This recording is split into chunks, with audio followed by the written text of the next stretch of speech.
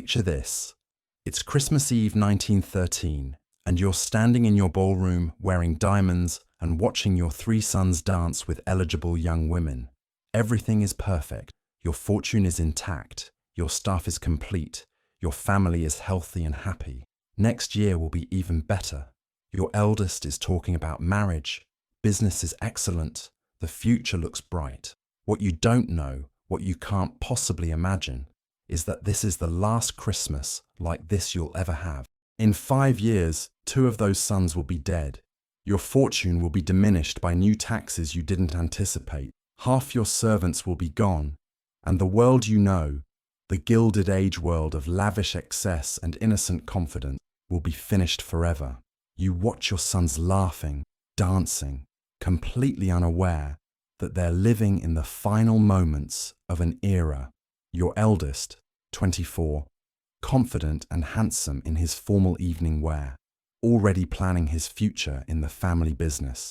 Your middle son, 22, charming and social, the one who makes everyone laugh at dinner parties. Your youngest, 19, still finding his way, but bright and eager and full of potential.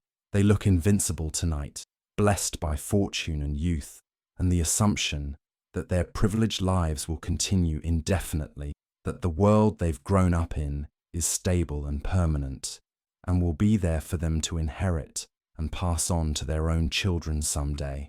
The ballroom is spectacular, a massive Christmas tree decorated with hundreds of candles and ornaments, evergreen garlands draped everywhere, hothouse flowers filling the air with fragrance even though it's December, your finest silver and crystal displayed on sideboards, champagne flowing freely. Your guests, 50 or 60 of them, the cream of New York society, are dressed in their best, the women glittering with jewels, the men distinguished in white ties and tails. The orchestra you hired is playing beautifully. The elaborate supper your cook prepared will be served at midnight. Everything is exactly as a proper Christmas Eve celebration should be for a family of your wealth and position. This is how Christmas has always been in your world. Lavish, elegant, excessive in ways that demonstrate your family's success and taste and social standing.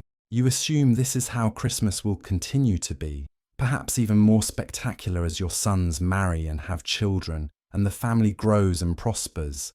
You're already planning next year's party, thinking about how you might make it even more impressive, maybe inviting even more guests, maybe ordering that new China service you've been considering. What you don't know, standing in your perfect ballroom on this perfect Christmas Eve in 1913, is that you're living in the last innocent moment before everything changes, that the world your sons are inheriting is about to be shattered by war and taxation and social upheaval that will make this kind of celebration first difficult and then impossible and finally seem almost obscene in its excess. That this Christmas, this beautiful, confident, lavish Christmas that feels so permanent, is actually the last of its kind, the final celebration of an era that's ending, even as you're convinced it will last forever.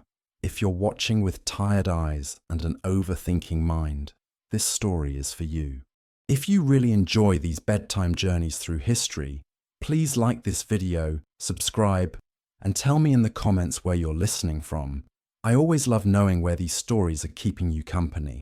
Let's talk about the last Gilded Age Christmas in 1913, the final holiday season before everything changed, and the heartbreaking innocence of families who celebrated lavishly without knowing they were living in the final moments of a world that was about to end forever. Christmas 1913 was the peak of Gilded Age celebration, though nobody knew it was the peak at the time.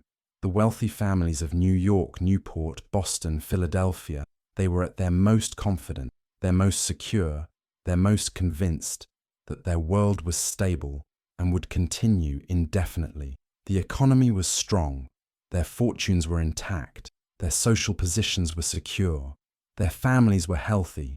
Everything suggested that next year would be even better, that their children would inherit their wealth and position and continue living in similar comfort and luxury.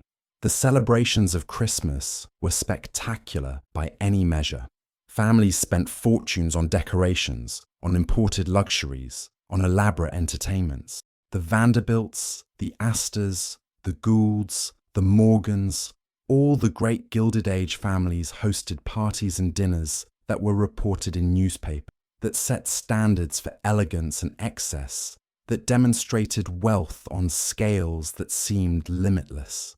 Your own Christmas celebration, while perhaps not quite matching the absolute pinnacle of Vanderbilt or Astor excess, was still extraordinary. You started planning in November, consulting with your housekeeper about decorations, ordering special foods from expensive suppliers, hiring additional staff to handle the increased entertainment, selecting gifts for family and friends and servants. The planning itself was elaborate, requiring lists and schedules and coordination, but you had the resources to make it all happen smoothly. The house was transformed into a winter wonderland. Evergreen garlands were draped along every banister and door frame. Wreaths hung on exterior and interior doors. The massive Christmas tree in the front hall, 20 feet tall, cut from estate lands upstate and transported to the city, was decorated with hundreds of ornaments, ribbons, tinsel, and real candles that created magical flickering light.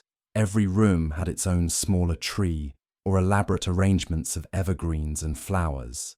The effect was spectacular, a demonstration of taste and wealth that impressed everyone who visited. The gifts you purchased represented months of shopping and significant expenditure. For your husband, a gold watch from Tiffany, expensive books bound in leather, a new smoking jacket from his preferred tailor. For your sons, various items appropriate to their ages and interests. Your eldest received cufflinks and a leather briefcase for his business career. Your middle son got tickets to the theatre and a new overcoat, and your youngest received books and equipment for his hobbies. For extended family and close friends, carefully selected items that demonstrated thoughtfulness and generosity. For servants, modest cash bonuses and practical gifts like fabric or household items. The total cost of your Christmas, including decorations, gifts, entertaining, special foods, additional staff, probably exceeded $2,000, equivalent to perhaps $60,000 today. This was a substantial sum, certainly, but well within your means and considered completely appropriate for a family of your position. Everyone you knew spent similarly, some spent far more, and the expense was justified as necessary for proper celebration and for maintaining your social standing. Christmas Eve dinner was elaborate, multiple courses, expensive wines, foods that required days of preparation by your cook and kitchen staff. The menu included oysters from Long Island, clear consommé, imported salmon, roasted game birds, prime beef, elaborate side dishes, multiple desserts including flaming plum pudding and imported French chocolates. Your best china, crystal and silver were used, creating a table setting that looked like something from a palace. The guests at dinner were family and close friends, perhaps 20 people, all dressed formally, all participating in the kind of elegant entertaining that defined wealthy social life. The conversation was pleasant and uncontroversial. Discussion of social news, plans for the new year, light gossip about mutual acquaintances, nothing too serious or challenging. This was celebration, not debate, a time to enjoy each other's company and the abundance of the season. After dinner came the Christmas Eve ball, the larger party with 50 or 60 guests, dancing, champagne, elaborate desserts served at midnight. This was the social highlight of your Christmas season, the event you'd spent weeks planning, the party that would be discussed in your social circle for weeks afterward. Everything was perfect, the decorations, the music, the food, the guests. You moved through your own party with satisfaction, seeing your sons dancing and laughing, your husband entertaining important business associates, your careful planning resulting in exactly the elegant celebration you'd envisioned. At midnight, standing in your ballroom, you made a toast to the new year, to 1914, to continued prosperity and health and happiness. Everyone raised their glasses, champagne glittering in candlelight, confident and content. Nobody in that room had any sense that they were standing at the end of an era, that the world they knew was about to change so fundamentally that this kind of innocent, confident celebration would become impossible. The income tax had just been implemented that year. The 16th Amendment to the Constitution was ratified in February 1913, allowing the federal government to levy income tax for the first time in peacetime. The initial rates were low, 1% on incomes over $3,000, rising to 7% on incomes over $500,000, and most wealthy families weren't particularly concerned. They'd paid taxes before during the Civil War, and those had eventually been repealed. This new tax seemed like a temporary annoyance, not a fundamental threat to their fortunes. What they didn't realize was that this tax, once established, would never be repealed and would only increase. By 1918, the top rate would reach 77%. By the 1950s, it would exceed 90%. The income tax that seemed like a minor inconvenience in 1913 would fundamentally reshape American wealth, making it impossible to accumulate and maintain the kind of multi-generational fortunes that Gilded Age families took for granted. But at Christmas 1913, this future tax burden wasn't yet visible. You paid your modest tax bill without too much complaint, assuming that, like previous taxes, it would eventually be reduced or eliminated, that your fortune was secure, that your children would inherit wealth that would continue growing across generations. The idea that taxation would eventually erode your family's fortune to the point where maintaining multiple estates and large servant staff became difficult or impossible, that wasn't something you could imagine or prepare for. Your 3 sons, dancing at the Christmas Eve ball, represented your hopes for the future, and also the tragedy of what was coming. Your eldest, groomed to take over the family business, had every reason to be confident about his prospects. The business was successful, the economy was strong, he'd been educated at the best schools and knew the right people and had all the advantages wealth could provide. He was engaged to marry the following year, planning a life that would replicate your own comfortable existence. Your middle son was more social than business-minded, but that was fine. The family fortune was large enough to support multiple children comfortably, and his charm and connections were valuable assets in maintaining the family's social position. He talked about traveling to Europe, about perhaps studying art or literature, about enjoying the cultured, leisured life that wealth made possible. Your youngest was still finding his direction, but you weren't worried. He had time, he had resources, he had family support. Whatever path he chose, business, law, perhaps even politics, the family's wealth and connections would smooth his way.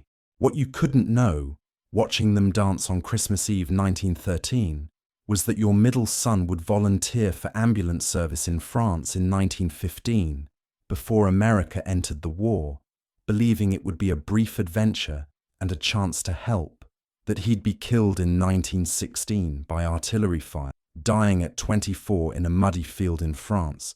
His body returned home months later for burial in the family plot. That his death would break something in you that would never fully heal, that would make all future Christmases painful rather than joyful, shadowed by the absence of the son who'd made everyone laugh. That your eldest would survive the war but come home changed, quieter, troubled by what he'd seen, drinking more than he should, struggling with what would later be called shell shock or PTSD, but what you had no name for in 1918. That he'd never quite recover the confidence and easy optimism he had at 24. That the business career he'd seemed destined for would never materialize because he couldn't focus, couldn't maintain the drive and ambition that had seemed so natural before the war. That your youngest, the one you worried least about because he had time to find his way, would survive the war physically, but struggle afterwards with the realization that everything he'd been raised to believe about duty and honor and the natural superiority of his class had been revealed as at best naive and at worst actively harmful. That he'd reject the family business, reject his position in society, spent his 20s searching for meaning in a world that no longer made sense, creating family conflict that would never fully resolve. But on Christmas Eve 1913, none of this was visible. Your sons were healthy and happy and full of promise. The future looked bright. Everything seemed secure. Other wealthy families were celebrating similarly that Christmas, with similar confidence and similar innocence about what was coming. The Vincent Astors were entertaining at their mansion. Alice Vanderbilt was hosting elaborate parties at her various estates. The Morgan family was celebrating with the kind of confident excess that came from nearly unlimited wealth. Some of these families had sons who would die in the war. Some had fortunes that would be significantly diminished by increased taxation and changing economic conditions. Some had servant staffs that would never be fully replaced after servants left for war work or better opportunities and never returned to domestic service. All of them had a way of life that seemed permanent in 1913, but that would be fundamentally altered or destroyed entirely by the changes coming in the next 5 years. There were some hints of change if you'd been looking for them, but they were easy to dismiss or ignore. Labour unrest was increasing.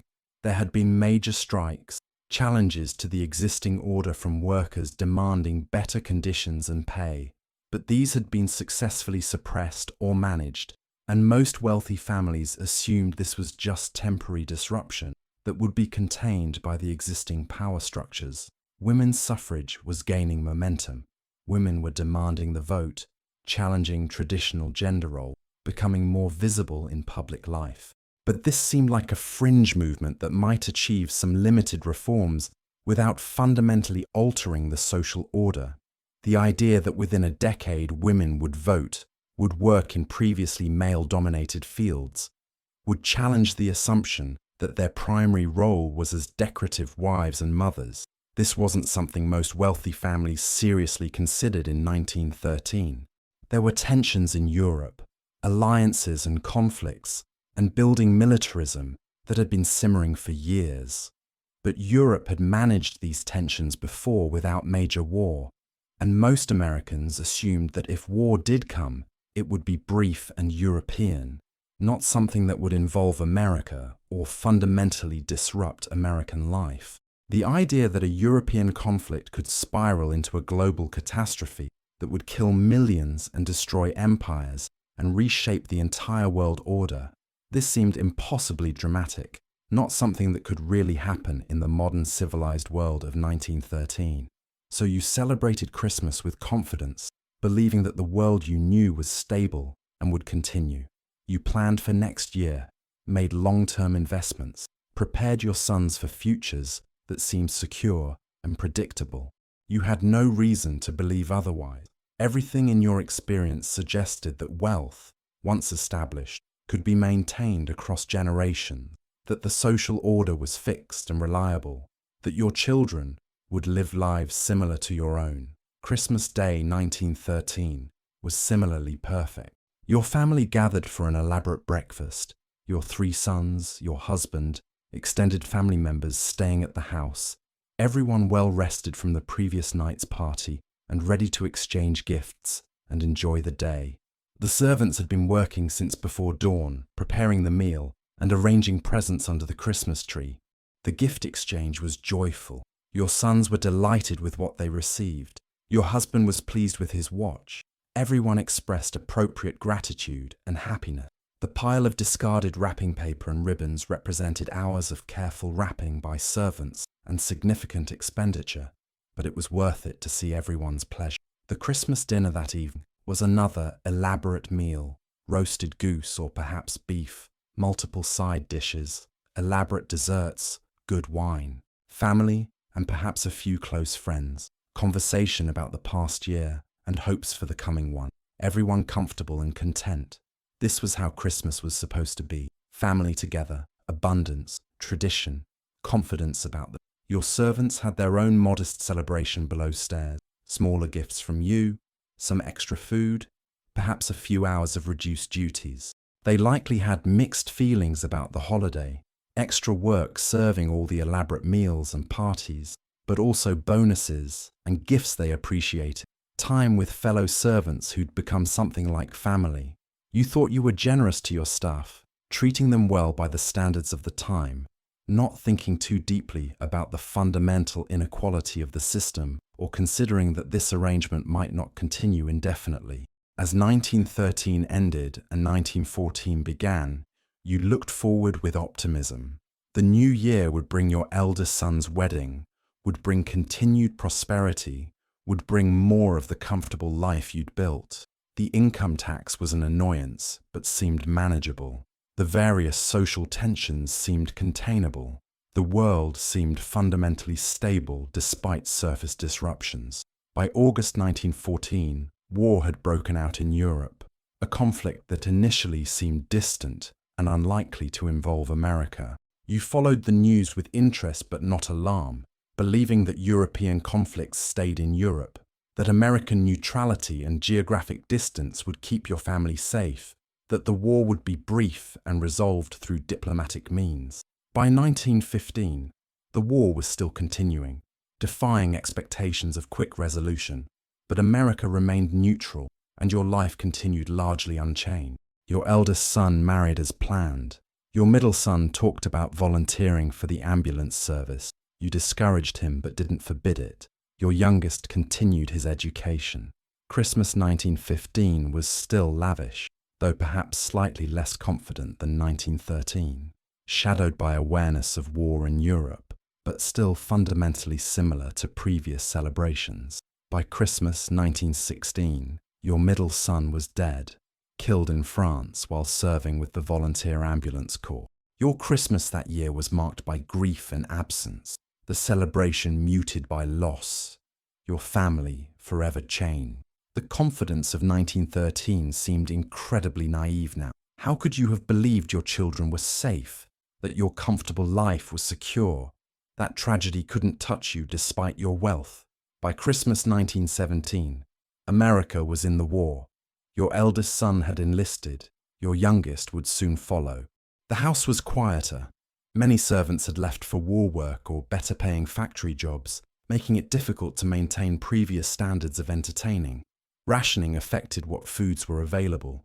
Social pressure made lavish celebrations seem inappropriate when young men were dying in France. You hosted a modest dinner with family, nothing like the grand parties of previous years. By Christmas 1918, the war had ended, but the cost was devastating. 2 of your 3 sons had survived but were changed, and 1 was gone forever. Your fortune was diminished by increased taxes and war bonds and economic disruption. Your servant staff was reduced and difficult to replace. Many former servants had found better opportunities and wouldn't return to domestic service. The world had fundamentally changed in ways that made the 1913 Christmas celebrations seem impossibly distant from another era entirely. The broader social changes were equally profound.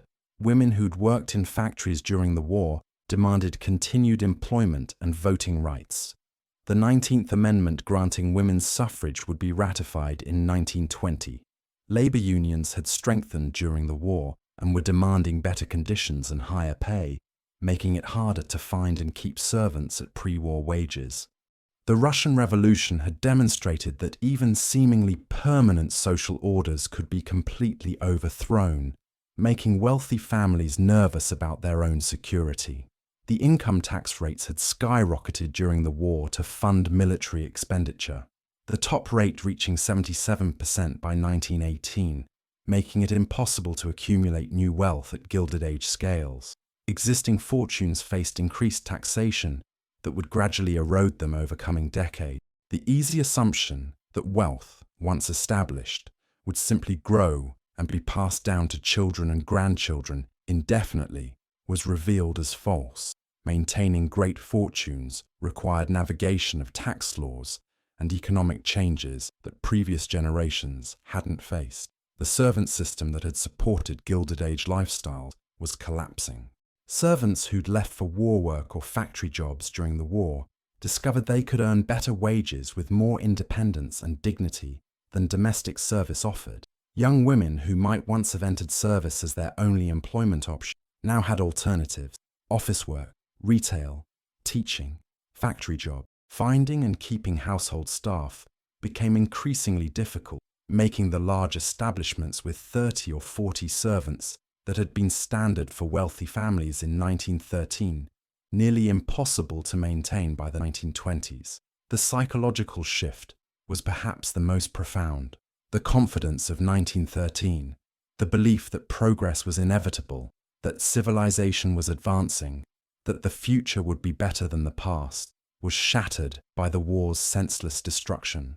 The generation that survived came home questioning everything they'd been raised to believe, skeptical of authority and tradition, aware of mortality and fragility in ways their parents' generation had never been. Looking back from Christmas 1918, the 1913 celebration seemed incredibly naive. How could you have been so confident, so secure, so convinced that your comfortable life would continue unchanged? How could you have celebrated so lavishly without any awareness that you were living in the final moments of an era? How could you have watched your sons dancing without any premonition that within a few years one would be dead and the others would be forever changed by trauma? But in December 1913, you had no way of knowing. The future wasn't visible. The signs of coming change were present, but easy to dismiss or misinterpret. You celebrated based on your experience and your reasonable assumptions about how the world worked, making plans that made sense, given everything you knew. The tragedy wasn't that you celebrated lavishly, though there was certainly excess and inequality that deserved criticism. The tragedy was the innocence, the confidence, the belief that the world was stable and predictable and would continue allowing the kind of life you'd built for your family. That innocence was about to be destroyed, and there was no way to prepare for it or protect yourself from it or even to see it coming until it was too late. The last Gilded Age Christmas in 1913 represents something broader than just one year or one era ending. It represents the human tendency to believe that what we know will continue, that our comfortable lives are secure, that our plans for the future will actually materialize more or less as we envision them.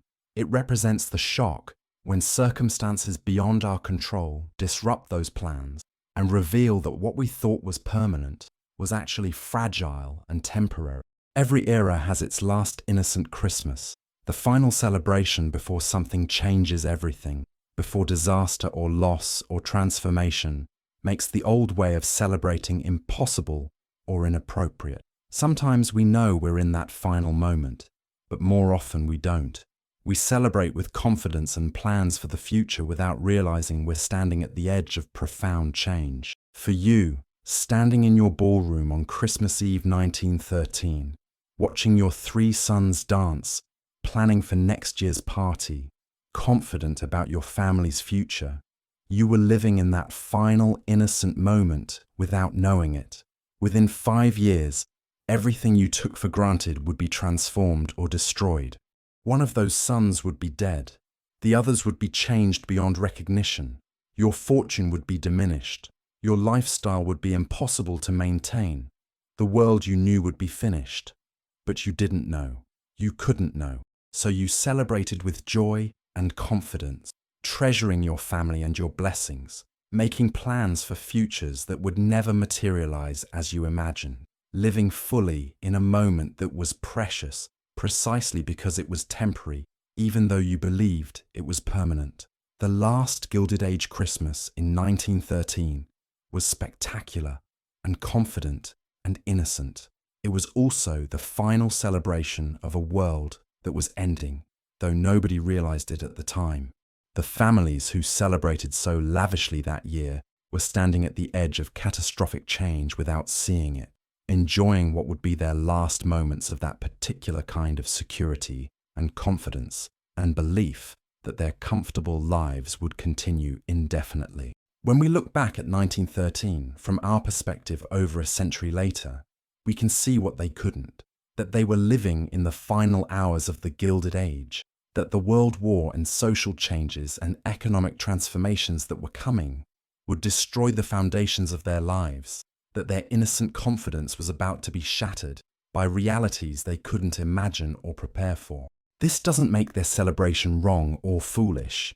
They were living in their moment based on their knowledge and experience, enjoying their lives and their families, making reasonable assumptions about the future. But it does make it poignant and heartbreaking, knowing as we do what was coming, what they would lose, how thoroughly their world would change. The lesson, if there is one, isn't to avoid celebrating or planning or feeling confident about the future. It's to hold our plans and our confidence and our assumptions about permanence lightly, recognizing that circumstances we can't control or even foresee can transform everything, that what seems stable and secure can prove to be fragile and temporary, that the future we're planning for may not materialize in ways we expect. It's to treasure the moments we have, the family gatherings, the celebrations, the ordinary days that seem unremarkable, but that we desperately want back if we lost them. To appreciate the people we love while they're with us, knowing that loss can come suddenly and without warning. To recognize that every era has its final innocent moment, and we might be living in ours without knowing it. The families celebrating Christmas in 1913 thought they were simply enjoying another year in an ongoing pattern that would continue indefinitely. They were actually living in the final moments of an era, the last Christmas before everything changed. They couldn't see it coming, couldn't prepare for it, couldn't protect themselves from the changes that would destroy their world. All they could do, all any of us can do, is live fully in our present moments, treasure our families and our blessings, make our plans while holding them lightly, and recognize that nothing lasts forever, that change is inevitable, that the confident assumptions we make about our futures might be revealed as naive by circumstances we can't yet imagine. The last Gilded Age Christmas in 1913 was beautiful and confident and innocent and doomed, just like every moment, every celebration, every confident assumption about permanent stability in a world where nothing is actually permanent and change is the only constant we can truly rely on.